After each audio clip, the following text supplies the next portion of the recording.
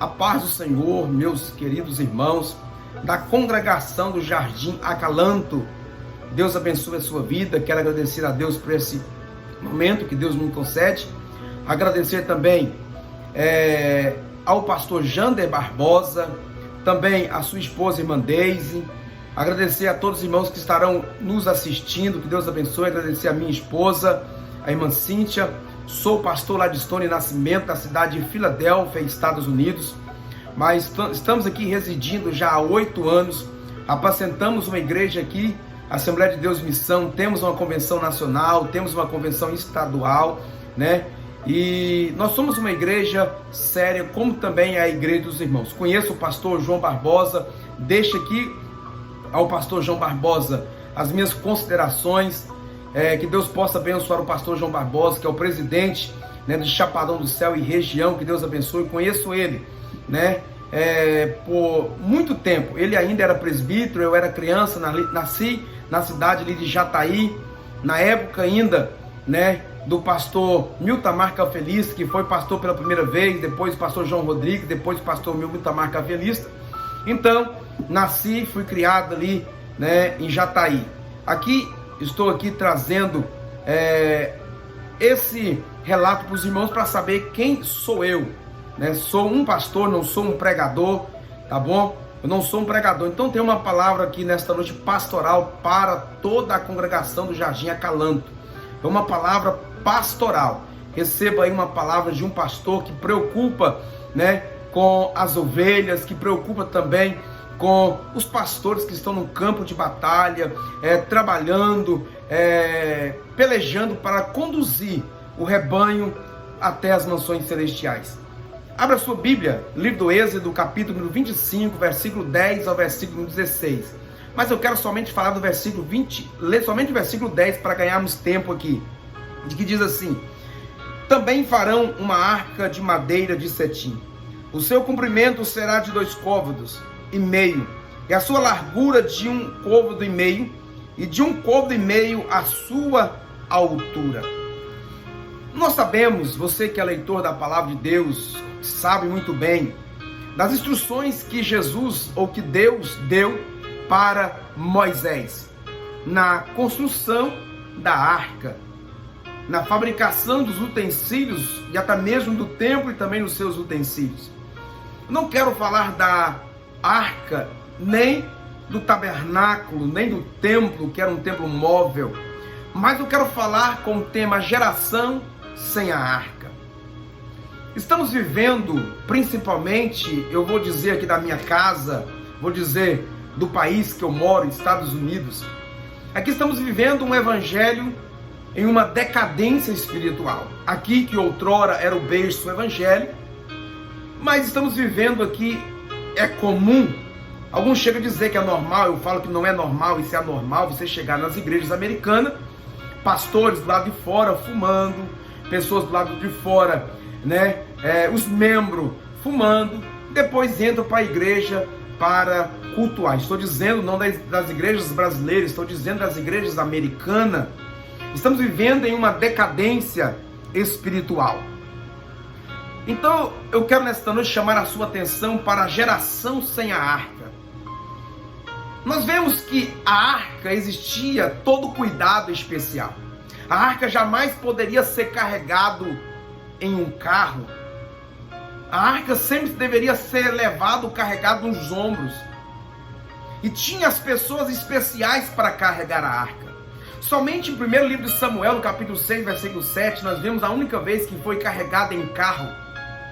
Só os levitas carregavam as arcas no ombro. Então somente uma vez que Deus autoriza e não acontece nada. Que está em 1 Samuel, capítulo 6, versículo 7. Hebreus, capítulo 9, versículo 4, vai dizer o que tinha dentro da arca. Números, capítulo 10, versículo 35 e 36, vai dizer que a arca era a presença de Deus, ou simbolizava a presença de Deus. Eu quero falar da primeira geração, a geração de Eli. A geração de Eli é a geração que perdeu a arca. Primeiro livro de Samuel, no capítulo 4, versículo 21 e 22. Eu quero aqui dizer que estamos falando a todos os irmãos da congregação Acalanto, você receba esta palavra nesta noite. Eu tenho certeza que você não perdeu a arca, você não perdeu a presença de Deus. Mas estou falando de uma geração que perdeu a arca, a geração de Eli. Primeiro livro de Samuel, capítulo 4, versículo 21 a 22, vai nos narrar a história. Por que a geração de Eli perdeu a arca? Por que a geração de Eli conseguiu perder algo tão precioso, tão valioso? A geração que não sente mais a presença de Deus. A geração que não mais glorifica a Deus. A geração que não mais recebe batismo com o Espírito Santo. Uma geração que não tem mais profecia, uma geração que não tem mais revelações, uma geração que não tem mais dons espirituais, uma geração que não tem mais a glória de Deus, porque a glória de Deus já foi. É a geração de Eli. Muitos lugares estão criando amuletos para arrancar vitória, como rosa ungida, como sal grosso, como lenço ungido e demais coisas. Para quê? Para tentar atrair a glória de Deus, a presença de Deus. Mas a presença de Deus não é atraída desta forma. Existe todo um requisito para atrair a presença de Deus. A geração de Eli perdeu a arca, perdeu o bem mais precioso que era naqueles dias. A arca simbolizava a glória de Deus. Deus se manifestava na arca. Deus manifestava na arca. Tanto é que o lugar onde estava a arca, no templo, não existia luz. Por quê? A luz era a própria glória de Deus. Você tem perdido a presença de Deus? Quem sabe estou aqui falando para a geração de Eli, que estão perdendo a glória de Deus, deixando a glória de Deus de lado. Mas nesta noite, em nome de Jesus, não perca a glória de Deus, não perca a presença de Deus, não perca Jesus por nada. Em nome de Jesus, perca a sua vida, perca os seus bens, perca a sua família, perca tudo, mas não perca a glória de Deus. Não seja a geração de Eli. Mas nós temos uma outra geração, a geração de Saul. Quem são a geração de Saul? É a geração que governa sem a arca. Primeiro livro das Crônicas, capítulo 3, versículo 3 ao versículo 5. Você vai ver. 1 Samuel, capítulo 7, versículo 2, você também vai ver sobre isso. A geração de Saul é a geração marcada pela ausência da arca. No reinado de Saul, a arca estava na terra dos filisteus. A geração de Saul é marcada pela ausência da arca. Pior do que perder a arca, escute isso aqui. Pior do que perder a arca é governar sem a arca. Quantos líderes de departamento, quantos líderes de igrejas que estão pastoreando, governando sem a arca? Aonde não tem a glória de Deus, o povo se perece com o mundo. Mas onde tem a arca, a presença, o povo vive em santidade diante de Deus. Me permita molhar aqui a minha garganta. Terminamos o nosso culto agora, ministrei nosso culto, então a garganta está um pouco meia ferida. Pior do que perder a arca é governar sem a arca, é pastorear sem a presença, é ser líder de jovens sem a presença, é ser líder do ciclo de oração sem a presença, é ser esposo sem a presença, é ser esposa sem a presença, porque a presença de Deus na nossa vida nos garante a vitória. Você vai ver que a geração de Saul governou sem a presença. A arca estava tão perto, estava a 16 quilômetros de Jerusalém. A arca estava a 16 quilômetros de Jerusalém. Por 20 anos a arca estava lá. Mas mesmo assim, Saul preferiu governar sem a arca, governar sem a presença. E você vai ver o fim que teve o reinado de Saul. Por outro lado, você vai ver a geração de Davi. Quem era a geração de Davi? A geração que que diz: eu não posso perder a presença. Senhor, retire de mim tudo, mas não retire de mim o Espírito Santo. Quer dizer, não retire de mim a tua presença. A terceira geração, a geração de Samuel. A geração que clama pela arca. 1 Samuel capítulo 3, versículo 10. A geração de Samuel é gerada nas trevas da geração de Eli. Isso aqui é muito interessante. A geração de Samuel é gerada nas trevas da geração de Eli. E se manifestou e é sufocada na geração de Saul. Entendeu? Vou repetir. A geração de Samuel é gerada na geração de Eli. E se manifestou e foi sufocada na geração de Saul. Deus vai levantar no meio desta geração perversa e indiferente, de uma geração que não quer mais a presença de Deus, uma geração que procura entretenimento para trazer o povo para o culto, para trazer o povo para o templo, porque a moda, principalmente aqui nos Estados Unidos, é pintar os templos de preto. Você chega, os templos são todos pintados de preto. Até mesmo as igrejas, algumas igrejas aqui brasileiras, pintam a igreja de preto, coloca algumas luzes e não pode mais pregar a palavra, é só louvorzão, dizendo que a palavra vai espantar o jovem, vai espantar a geração. Mas nós estamos vivendo uma geração de Samuel, que é gerada na geração de Eli, que está perdendo a presença de Deus, que está sendo sufocada na geração de Saul. Mas tem uma geração, a geração de Samuel, que está sendo levantada por aí, dizendo: não posso perder a presença de Deus. Em meio a uma geração pecaminosa, como a geração de Eli, em meio a uma geração incrédula como a geração de Saul, Deus está levantando Samuel, que está ouvindo a voz de Deus. Aleluia! Nós sentimos a presença de Deus aqui neste lugar. Em meio a essa geração, Deus está levantando a geração de Samuel, que está ouvindo a voz de Deus dizendo: eis que estou à porta e bato. Se alguém abrir a porta do coração, eu vou entrar e vou cear com você. Sabe por que estamos vivendo este evangelho? Esse evangelho que se diz um evangelho de 1,99, se diz não, é um evangelho barato.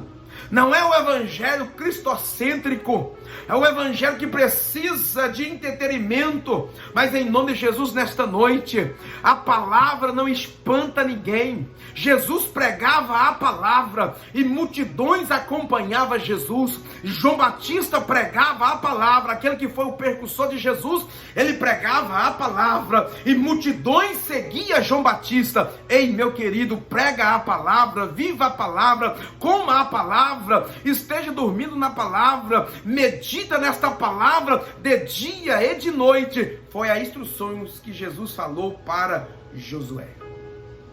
Qual é a geração que você está vivendo? A geração de Eli, que perdeu a arca, perdeu a presença, está cantando, não tem mais a presença, está pregando, não tem mais a presença, está fazendo algo para Deus, não tem mais a presença? Ou você é a geração de Samuel, que está governando sem a presença de Deus? Ou você é a geração de Saul, ou a geração de Samuel, que está ouvindo, mesmo em uma geração perversa, você está ouvindo a voz de Deus. Deus está falando conosco nesta noite, nesse dia, nessa tarde. Deus fala conosco. Basta você clamar a Deus nesta noite. Nós temos a última geração, é a geração de Davi. A geração de Davi é a geração que traz a arca, que traz a glória, a presença de Deus. Segundo livro de Samuel, no capítulo 6, versículo 1 a 3, você vai ver que a geração de Davi é ungida para marcar o tempo de avivamento, o tempo de retorno da arca. Você vai ver que Davi vai dizer: onde que está a arca? Eu não vou governar sem a presença de Deus, porque Davi entendia que com Deus no barco, o barco não vai naufragar. Com Deus no barco, o barco não vai ir a pique. A geração de Davi é a geração de adoradores. Você vai ver duas coisas importantes Davi fez no seu reinado. Trouxe a arca para Jerusalém e transformou Jerusalém na capital da adoração. Aleluia! Glória a Deus. Então a geração de Davi é a geração de adoradores. Você vai ver Davi é salmista, é tocador de harpa. Davi é um exímio adorador. Essa geração é a nossa geração, que não vai presidir, que não vai dirigir igreja como eu apacento aqui nos Estados Unidos. Não vou apacentar sem a presença e sem a glória de Deus. É uma geração, nós somos uma geração que vai trazer de volta a glória de Deus. Eu creio num avivamento que está por vir. Isso que nós estamos vivendo não é avivamento. Não é um avivamento. Porque avivamento produz quebrantamento, avivamento produz mudança. Você vai ver que na história da igreja, todo avivamento produziu no coração do povo quebrantamento, mudança de vida. E nós estamos vivendo em uns dias piores do que Sodoma e Gomorra. Mas Deus está levantando uma geração de Davi. Uma geração diz que eu não vou congregar sem a glória. Eu não vou enfrentar essa pandemia sem a presença de Deus. Eu não vou para a faculdade sem a glória de Deus. Eu não vou me casar sem a glória de Deus. Não vou fazer nada sem a presença de Deus, porque a presença de Deus é vitória na certa nas nossas vidas. Qual é a geração que você está vivendo? Qual é a geração que mais encaixa em você? Uma coisa é, se você está na geração de Eli, se você está na geração de Saul, ainda há tempo para você começar a entrar na geração de Samuel e começar a ouvir a voz de Deus. E quando você ouvir a voz de Deus, você vai entrar na geração de Davi. Vai dizer: eu não posso ficar sem a presença de Deus. A presença de Deus é inegociável. A presença de Deus é inseparável.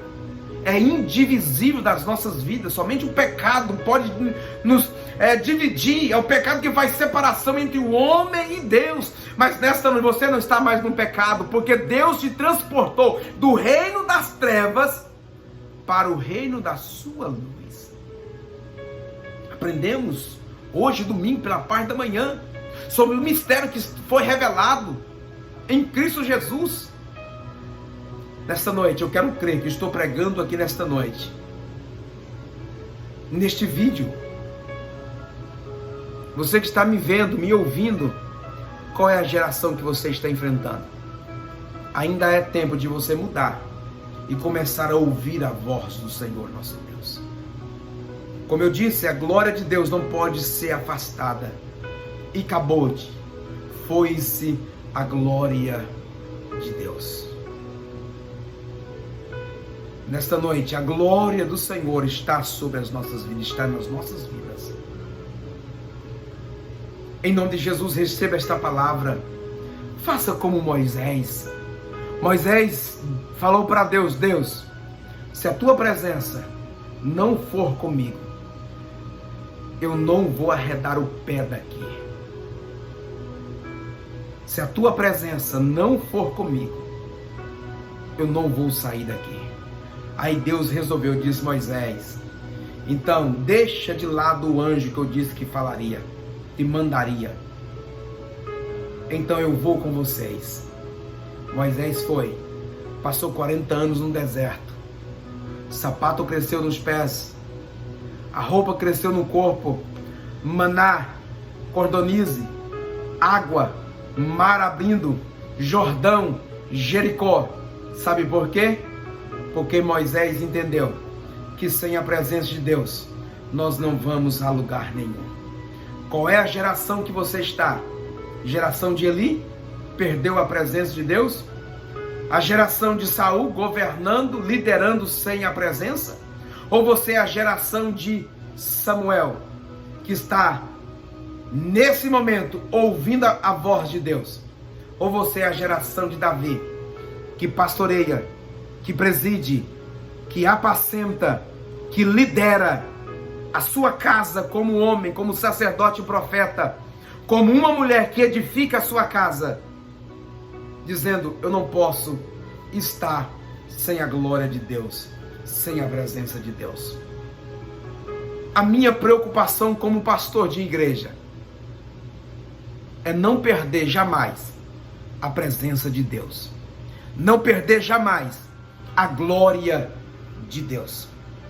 Que Deus possa abençoar a sua vida nesta noite. Seja uma geração, custe o que custar, não perca a presença de Deus, não perca a glória de Deus. Quero aqui agradecer a todos nesta noite, nesse dia, nessa tarde. Hoje, domingo, estamos aqui ministrando ao coração dos irmãos. Eu sei que daqui a pouco vai ser ministrado, posto aí nos grupos da igreja, da congregação do Jardim Acalanto. Se não me falha a memória, é este nome mesmo, Jardim Acalanto. Deus abençoe todos.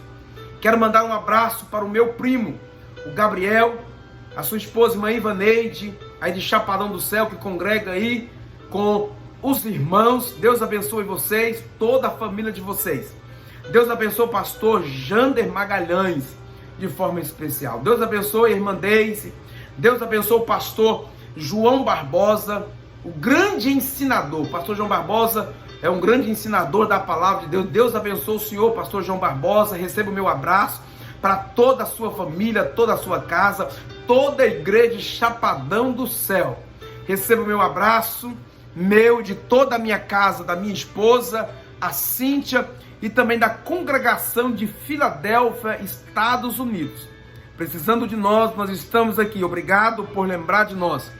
Eu disse aqui no início do meu vídeo, não sou um pregador, eu sou um pastor, e a minha preocupação não é fazer um movimento para que você sair voando as asas do querubim, como ditado por aí. Você voar, você fazer aviãozinho, não. A minha preocupação é saber que você não está perdendo a presença, a glória de Deus. Que Deus abençoe a sua vida em nome de Jesus e tenha todos uma semana abençoada.